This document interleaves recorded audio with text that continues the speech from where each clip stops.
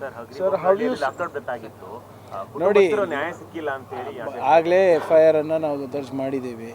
ಅದು ಲಾಕಪ್ ಡೆತ್ತಾ ಅಥವಾ ಇಲ್ಲ ಅಂತ ಮೇಲೆ ನೋಡಿ ಅಂದರೆ ಅಲ್ಲಿ ಅವ್ರು ಏನು ಹೇಳ್ತಾ ಇದ್ದಾರೆ ಅಂದರೆ ಅವ್ರ ಮೇಲೆ ಹಲ್ಲೆ ಮಾಡಿದ್ದು ನಿಜ, ಅದು ಆಗಬಾರ್ದು.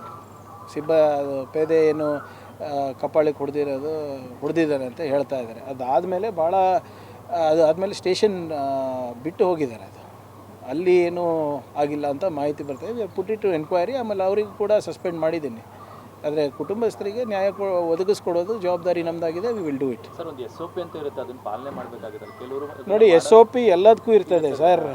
FIR ಮಾಡೋದಕ್ಕೆ ಇರ್ತದೆ, ಯಾರಾದರೂ ಬಂದು ವಾಲಂಟ್ರಿ ಡಿಸ್ಕ್ಲೋಸರ್ ಮಾಡಿದ್ರೆ ಅದಕ್ಕೂ ಮಾಡೋದಿರ್ತದೆ. ಕೆಲವು ಸಂದರ್ಭದಲ್ಲಿ ನಮ್ಮವರೇ ಅದನ್ನು ಮಾಡೋದಿಲ್ಲ. ಅದಕ್ಕೆ ಕೂಡ ನಾವು ಕಾಲಕ್ಕೆ ಆ್ಯಕ್ಷನ್ ತೊಗೋತೀವಿ. ಈಗ ಅದಕ್ಕೋಸ್ಕರ ಅಂತಲೇ ನಾವು ಟ್ರೈನಿಂಗ್ ಸೆಷನ್ ಅಟ್ಲೀಸ್ಟ್ 6 ತಿಂಗಳಿಗೊಮ್ಮೆ ಇಟ್ಟಿರ್ತೀವಿ.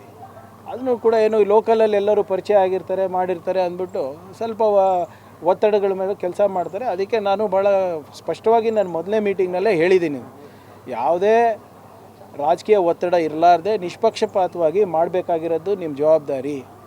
ಯಾರಾದರೂ ಬಂದು ಕಂಪ್ಲೇಂಟ್ ತೊಗೊಂಡ್ರೆ ಕಂಪ್ಲೇಂಟ್ನಲ್ಲಿ ಏನಿದೆ ಅದರ ಪ್ರಕಾರ ನೀವು ತೊಗೊಳ್ಬೇಕು ಹೊರತು ನೀವು ನಿಮ್ಮದಾದಂಥ ಒಂದು ಡೈಮೆನ್ಷನ್ ಆಗಲಿ ನಿಮ್ಮದಾದಂಥ ಒಂದು ಮಿರ್ಚಿ ಮಸಾಲ ಹಾಕಿ ತೊಗೊಳಂಗಿಲ್ಲ ಅಂತಲೇ ಕೂಡ ನಾನು ಅವರಿಗೆ ಆಗಲೇ ವಾರ್ನಿಂಗ್ ಕೊಟ್ಟಿದ್ದೀನಿ.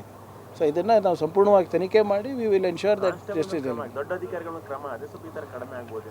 ಯಾವುದು ದೊಡ್ಡ ಅಧಿಕಾರಿಗಳ ಮೇಲೆ ಕ್ರಮ ಆದರೆ ಹೊಣೆಗಾರಿಕೆ ಮಾಡಿ ನೋಡಿ ಯಾರೇ ಇರ್ಬೋದು ಸರ್. ಈಗ ನೋಡಿ ಲಾಸ್ಟ್ ಟೈಮ್ ನಿಮ್ಗೆ ನೆನಪಿದ್ರೆ ನಾವು ಒತ್ತಡ ಹಾಕಿ ಒಂದು IGPಗೆ ರಾಜೀನಾಮೆ ಕೊಡಿಸಿರ್ಲಿಲ್ವ ಸರ್? ಅದು ಯಾರು ಒತ್ತಡದಿಂದ ಆಯಿತು? ನಮ್ಮದೇ ತಾನೇ. ನಾವು ಅಲ್ಲಿ ವಿರೋಧ ಪಕ್ಷದಲ್ಲಿದ್ದಾಗ ಅವಾಗೇ ನಾವು ಬಿಟ್ಟಿಲ್ಲ ಅಂದರೆ ಇವಾಗ I am accountable for it. ನನ್ನ ಹೊಣೆಗಾರಿಕೆ ಆಗ್ತದೆ. ದೊಡ್ಡ ಅಧಿಕಾರಿ ಇರ್ಬೋದು, ಚಿಕ್ಕ ಅಧಿಕಾರಿ ಇರ್ಬೋದು, ಯಾರೇ ಇರ್ಬೋದು, nobody is above the law. Sir, how you see the Mohan Bhagwat statement after Prime Minister made